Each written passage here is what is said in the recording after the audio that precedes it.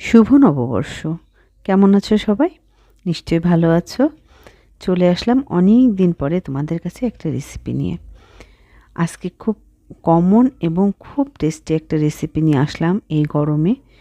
সবাই একবার করে ট্রাই করতে পারো। দেখেই বুঝতে পারছো আমি আজকে একটা মাছের রেসিপি তৈরি করতে যাচ্ছি।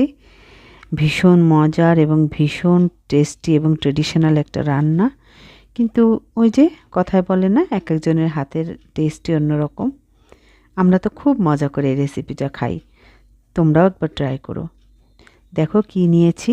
নিয়েছি বেশ বড় বড় সাইজের মাগুর মাছ।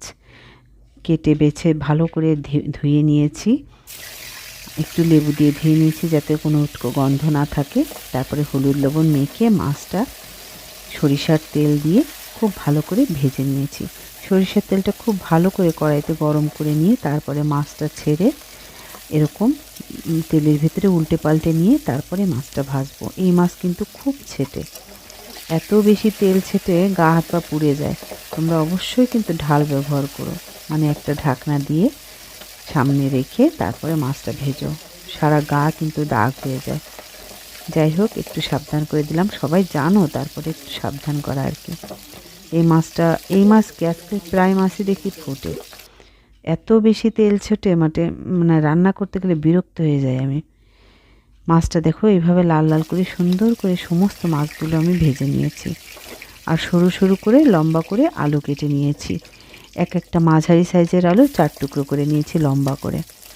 মাছটার মতো আলুগুলো যদি সাইজ মতো কোটা হয় দেখতেও ভালো লাগে, আর দেখতে ভালো হলে নিশ্চয়ই খেতেও ভালো হয়। বাকি মাছগুলো আমি এপিট ওপিট করে এভাবে ভেজে নিচ্ছি। আমি আজকে চলে আসছি আমার চ্যানেল দীপাস কুকিং থেকে।